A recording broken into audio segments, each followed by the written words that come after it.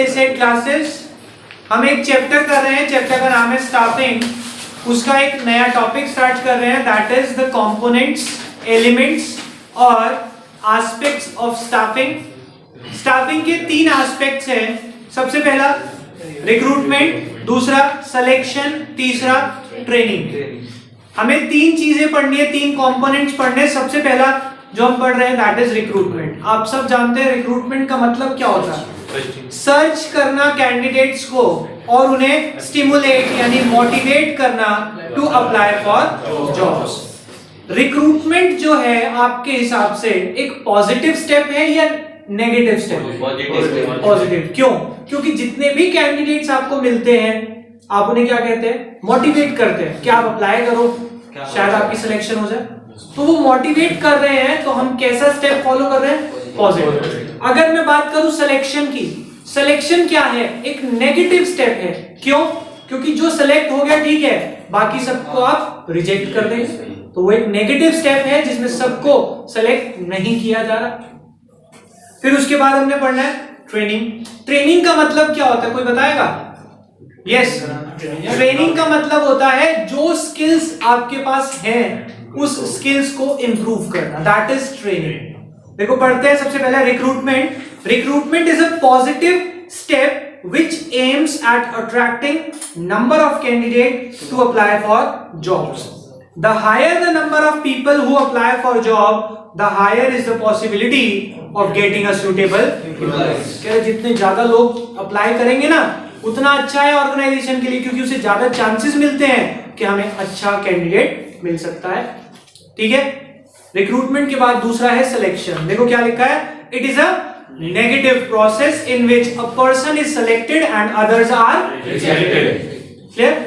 Next training. बेटा training का मतलब क्या होता है? कि जो नॉलेज, जो स्किल्स आपके पास हैं उसे इंप्रूव करना। देखो क्या लिखते हैं, it is concerned with enhancing the knowledge and skills of employees so that their ability to perform can be enhanced, उनकी एबिलिटी इंप्रूव करी जा सके। नेक्स्ट, रिक्रूटमेंट का मतलब अभी पढ़ा हमने, एक बार फटाफट से रीड आउट कर रहा हूं, दोबारा नहीं बता रहा। Recruitment refers to the process of finding a possible candidate for a job and or a function. It has been defined as a process of searching employees and stimulating them to apply for job in the organization.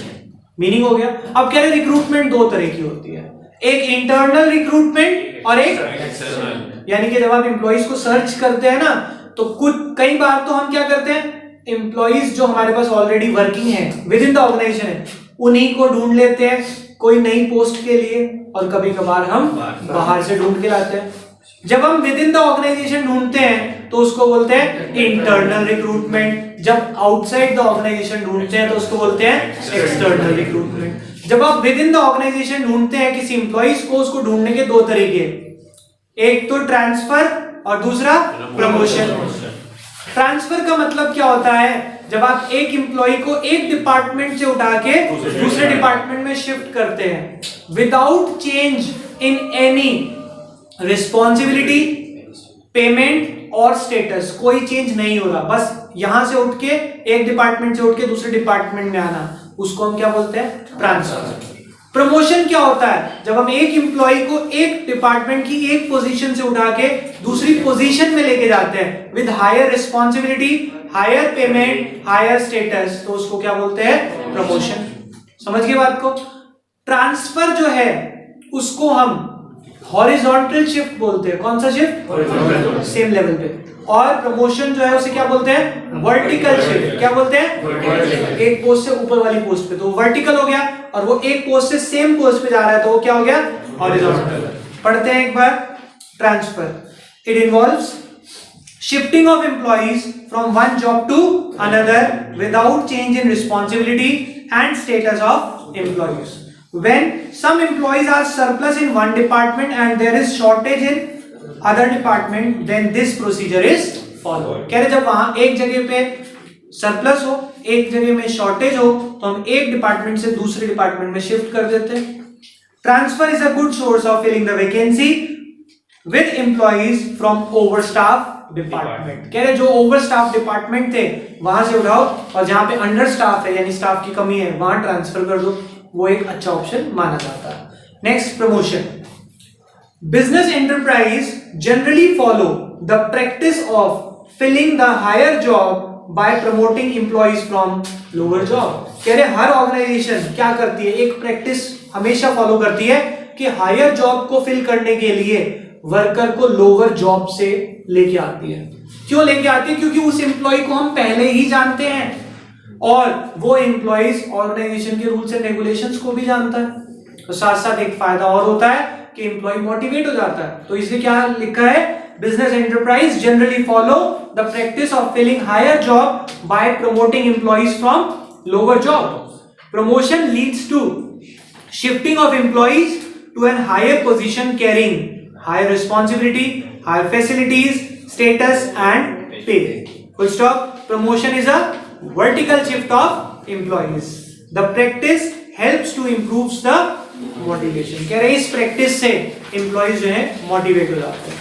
इसके कुछ positive यानी कि merits हैं और कुछ demerits हैं। बेटा वहां पे नहीं पढ़ेंगे, सब बच्चे इधर देखेंगे समझेंगे, मैं points यही याद करा दूंगा। अगर आप employees को within the organization चूज कर रहे हैं जॉब के लिए तो फायदा क्या होगा? सबसे पहला फायदा है कि एम्प्लॉइज की परफॉर्मेंस में इंप्रूवमेंट आएगी क्योंकि वो मोटिवेट हो जाएंगे। Motivation of employees and their performance will improve, पहला फायदा। दूसरा फायदा लिखा है ये आपके काम को सिंप्लीफाई कर देगा। क्यों? क्योंकि आप एक नॉन एम्प्लॉइज से पोजीशन को फिल करा रहे हैं, तो it simplifies the procedure of selection. आपको इंटरव्यू नहीं लेना पड़ेगा, आपको पूरा प्रोसीजर फॉलो नहीं करना पड़ेगा। ठीक है, दो फायदे, पहला मोटिवेशन इंप्रूव्स द परफॉर्मेंस, दूसरा सिंप्लीफाइज द प्रोसीजर। तीसरा लिखा है कि आप उस कैंडिडेट के ऊपर विश्वास कर सकते हैं। क्यों?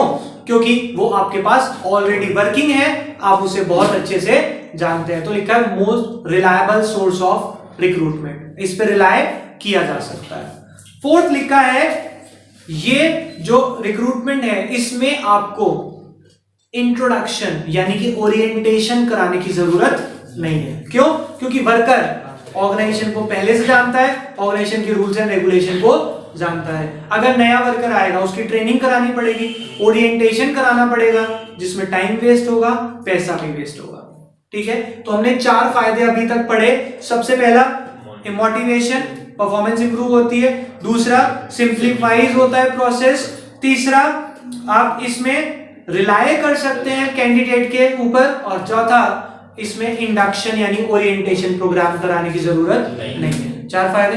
5वां फायदा लिखा है जब एक डिपार्टमेंट से दूसरे डिपार्टमेंट में शिफ्ट होता है तो जहां पे एक्सेस एम्प्लॉइज होते हैं उनका प्रॉपर यूटिलाइजेशन शुरू हो जाता है।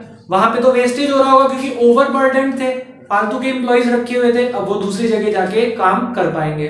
लास्ट लिखा है इसमें ये हमें सस्ता पड़ता है क्योंकि हमें इंटरव्यू नहीं कंडक्ट कराना पड़ता, रिज्यूम एप्लीकेशन नहीं करानी पड़ती, कोई प्रोसीजर एक्सेस फॉलो नहीं करना होता। तो हमें 6 फायदे मिलेंगे। पहला मोटिवेट होंगे एम्प्लॉइज, दूसरा सिंप्लीफाइज द प्रोसेस, तीसरा रिलायबल हम इस पे विश्वास कर सकते हैं, चौथा इंट्रोडक्शन कराने की जरूरत नहीं है, पांचवा ओवर स्टाफ डिपार्टमेंट से अंडर स्टाफ डिपार्टमेंट में शिफ्ट हो जाता है, और लास्ट क्या लिखा है सस्ता पड़ता है। It is a cheaper source of recruitment. समझ आ गई बात? तो 6 आप एक फटाफट से पहले वाले पॉइंट में मार्क कर लें। Improves the performance, motivated and improves the performance. पहली ही लाइन में लिखा है कि एम्प्लॉइज क्या होंगे, मोटिवेट हो जाएंगे और उनकी परफॉर्मेंस, ये पहला पॉइंट। दूसरे में simplifies the process of selection. Simplifies, वो वर्ड सिग्निफाइज लिखा गलती से चेंज करवा दिया था, सिंप्लीफाइज है। तीसरा most reliable way of recruitment, हो गए 3 point. Fourth non require induction, induction का मतलब इंट्रोडक्शन या ओरिएंटेशन होता है। फिफ्थ ओवर स्टाफ लिख सकते हैं या फिर आप लिख सकते हैं, यहां पे लिखा है benefit of shifting, benefit of shifting, transfer का बेनिफिट मिलेगा। और लास्ट में अंडरलाइन करें चीपर। समझ आ गया बेटा? 6 के 6 point. Cheaper source of finance, sorry cheaper source of recruitment. Clear? बेटा ये सब बच्चों को 6 के 6 बेनिफिट्स आ गए। इसके डिसएडवांटेजेस भी होंगे, 5 नुकसान हैं, ध्यान से समझेंगे बेटा पहले, फिर पढ़ते हैं। अगर आप इंटरनल सोर्स से रिक्रूटमेंट कर रहे हैं, पहला नुकसान फ्रेश टैलेंट नहीं आएगा आपके पास, पुराने एम्प्लॉइज में से चूज करना पड़ेगा। दूसरा, एम्प्लॉइज विल बिकम लेथार्जिक, वो लेजी हो जाएंगे। क्या सोचेंगे कि भाई आज मेरा भाई प्रमोशन ले लेगा, कल मेरा हो जाएगा, बाहर से तो आना नहीं कोई, तो उनके बीच में लेजीनेस आ जाएगी। अब लेजीनेस आने की वजह से कंपटीशन खत्म हो जाएगा। तो ये 4th पॉइंट लिखा है, spirit of competition among employees have been hampered, may be hampered, वो खत्म हो जाएगा। 3 हो गए। पहला क्या है? फ्रेश टैलेंट नहीं आएगा, लेजी हो जाएंगे, कंपटीशन खत्म हो जाएगा, competition will be hampered. 4th point में लिखा है, नई एंटरप्राइज यानी न्यू एंटरप्राइज इस सोर्स को यूज नहीं कर पाएगी। क्यों? क्योंकि उसके पास एम्प्लॉइज ही नहीं होंगे, तो रिक्रूट कैसे करेंगे इंटरनली, उसे तो बाहर से लाने पड़ेंगे ना। 4 नुकसान हो गए। लास्ट क्या लिखा है? फ्रीक्वेंट ट्रांसफर, अगर आप किसी एम्प्लॉय का बार बार ट्रांसफर करेंगे तो प्रोडक्शन इंप्रूव नहीं हो सकती। आपने एक डिपार्टमेंट में काम कर रहे थे, मेहनत करी, प्रोडक्शन बढ़ाई, आपका ट्रांसफर हो गया। दूसरे डिपार्टमेंट में मेहनत करी, काम सीखा, प्रोडक्शन बढ़ाई, फिर ट्रांसफर हो गया। तो कह रहे फ्रीक्वेंट ट्रांसफर से प्रोडक्शन आप नहीं बढ़ा पाएंगे, ये इसका नुकसान है। तो टोटल 5 डीमेरिट्स हैं। सबसे पहले डीमेरिट, फ्रेश टैलेंट नहीं आएगा, लेजी हो जाएंगे, कंपटीशन खत्म हो जाएगा, नई ऑर्गेनाइजेशन यूज नहीं कर सकती, और फ्रीक्वेंट ट्रांसफर से क्या होगा? प्रोडक्शन कम होगी। ठीक है, आज हम इतना ही करेंगे। इंटरनल रिक्रूटमेंट खत्म हो गया, बाकी करेंगे नेक्स्ट क्लास में। अभी के लिए बाय बाय।